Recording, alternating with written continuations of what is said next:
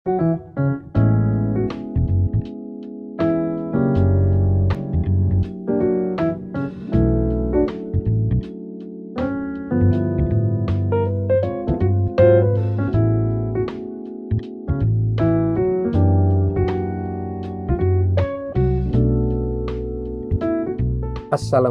warahmatullahi wabarakatuh. Salam sejahtera untuk kita semua. Jumpa kembali di channel khusus kesehatan, Ngobrol Sehat bersama Profesor Delvit Limunir. Sahabat sehat sekalian, pada episode kali ini kita akan membicarakan mengenai penanganan kasus COVID-19 yang meninggal di rumah sakit. Kita akan bahas bersama salah seorang direktur rumah sakit, yaitu Dr. Sake Julie Martina, spesialis farmakologi klinik. Assalamualaikum, Dr. Sake. Waalaikumsalam warahmatullahi wabarakatuh, Prof. Sehat-sehat ya. Dr. Sake kan sekarang sebagai kepala rumah sakit ya, yang juga melayani pasien COVID ya. Tentu bermacam-macam pengalaman, mulai dari penanggulangan, kemudian sampai dengan penyelenggaraan kalau meninggal. Tolong cerita deh, bagaimana yang dilakukan di Rumah Sakit Sake ini. Silakan. Ya baik, terima kasih banyak Prof. Delfitri. Senang sekali bisa bertemu dengan Prof. Walaupun secara daring ya Prof ya. Alhamdulillah Prof, memang saat ini saya mendapatkan amanah sebagai kepala rumah sakit di salah satu rumah sakit di Tebing Tinggi. Boleh disebut namanya, Prof? Ya silakan. Rumah sakit kok. Iya, terima kasih Prof. Kebetulan saya sebagai kepala rumah sakit di Rumah Sakit Sri Pamela Tebing Tinggi, Prof. Jadi rumah sakit ini miliknya BUMN. Dulu mungkin kalau kita kenal perkebunan ya Prof ya. Ya.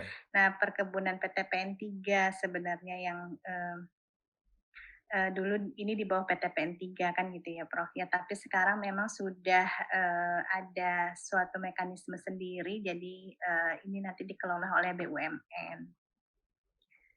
Nah, kalau ditanya pengalaman tentu banyak ya Prof, dari yang sebelumnya juga saya sebagai direksi di Rumah Sakit USU Prof, Ya. Rumah Sakit Universitas Sumatera Utara selama 5 tahun di sana. Jadi awal COVID itu saya masih di Rumah Sakit USU sebagai salah satu direksi, dan sekarang di tahun 2021 ini sebagai kepala rumah sakit. Nah, memang dibandingkan dengan hanya kita mengajar sebagai dosen, tentu dinamika di rumah sakit ini kan sangat tinggi ya Prof. Setiap hari selalu ada masalah, setiap hari selalu ada hal-hal baru yang kita memang harus sigap, harus cepat, tepat mengambil keputusan, karena kalau salah mengambil keputusan berdampak fatal bagi orang lain.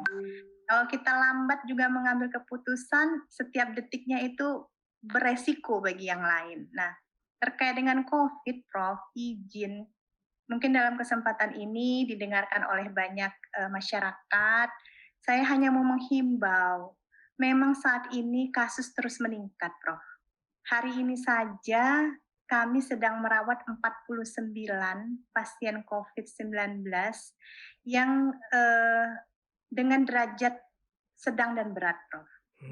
Karena kalau derajat ringan sekarang kan memang isolasi mandiri ya Prof ya. Nah, saya melihat prokes yang dijalankan masyarakat ini masih sangat lemah. Masih menganggap COVID itu tidak ada. Bahkan yang miris Prof, kadang pasien sudah datang ke rumah sakit kita, sudah dilakukan swab, ternyata hasil positif. Pasien tetap minta dipulangkan, tidak mau dirawat dengan alasan takut nanti di-COVID-kan. Jadi kadang kami geleng-geleng kepala nih Prof.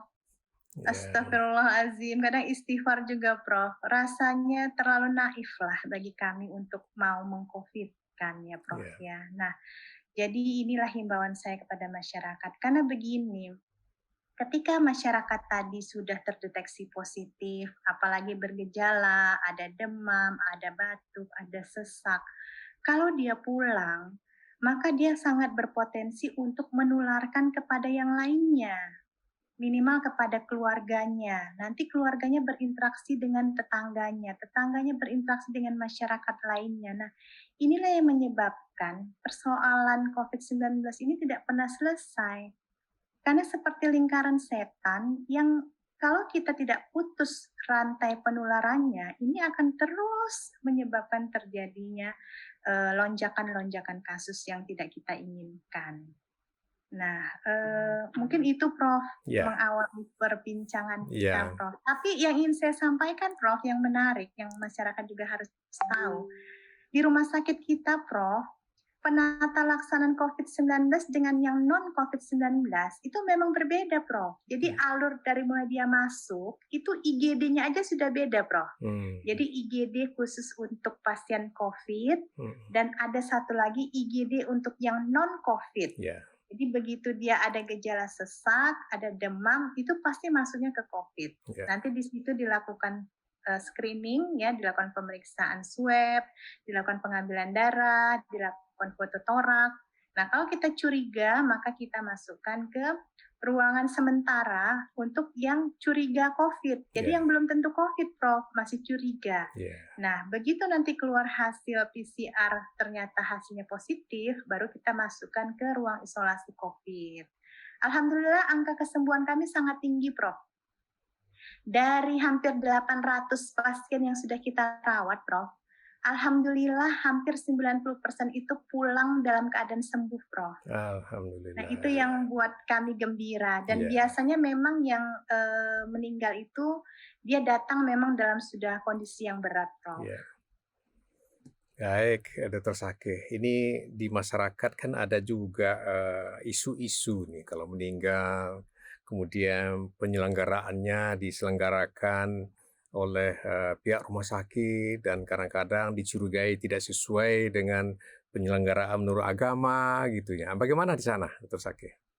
Nah, alhamdulillah Prof, rumah sakit kita memang sangat memahami bagaimana budaya kita, khususnya bangsa Indonesia dan kita yang ada di wilayah Sumatera Utara ya Prof ya, bahwa memang untuk menjalankan prosedur jenazah yang meninggal ini kan antusiasme, keinginan keluarga untuk bisa ikut terlibat itu kan sangat tinggi ya Prof ya. Karena kan memang nilai-nilai agama dan budaya kita tuh masih kental. Alhamdulillah inilah juga yang menyebabkan kami di Rumah Sakit Sri Pamela ini memberi kesempatan Prof kepada keluarga. Jadi kalau ada yang meninggal, kalau memang ada keluarga yang mau ikut dalam pemulasaran jenazahnya, itu kita izinkan, tetapi tetap dengan menggunakan protokol kesehatan yang ketat. Jadi keluarga tadi kita berikan APD lengkap, kemudian dipandu dengan petugas kita yang memang sudah terlatih, yang juga menggunakan APD lengkap, sehingga bersama-sama di situ, Prof. Jadi kalau misalnya ada hal yang rasanya tidak tepat, nanti diingatkan oleh petugas kita. Jadi si keluarga tadi menyaksikan sendiri. Kalau misalnya ada anak yang ayahnya meninggal, anak tadi bisa melihat, oh iya ini ayah saya, dia mau membantu untuk membersihkan, atau dia nanti mau membantu untuk mengafanin, ya, kemudian sampai dimasukkan ke dalam peti, kemudian mau ikut menyolatkan. Jadi sekarang kalau ada yang meninggal, boleh Prof keluarga ikut menyolatkan di situ. Bahkan Prof, kalaupun mau dibawa ke pemakaman yang bersifat umum, saat ini Prof dari Satgas juga membolehkan. Asal ada persetujuan dari kelurahan setempat, Prof. Jadi kelurahan tempat dia tinggal, tempat nanti jenazah ini akan dimakamkan, seperti itu, Prof. Iya, baik.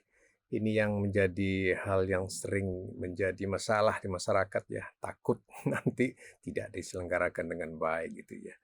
Baik, Dr. Sake ya, mudah-mudahan ini menjadi pemahaman bagi masyarakat kita sehingga Anda takut lagi ya, dan boleh kok anggota keluarganya ikut memandikan juga boleh, tetapi dengan catatan harus dengan prokes dan didampingi oleh petugas kesehatan kita ya.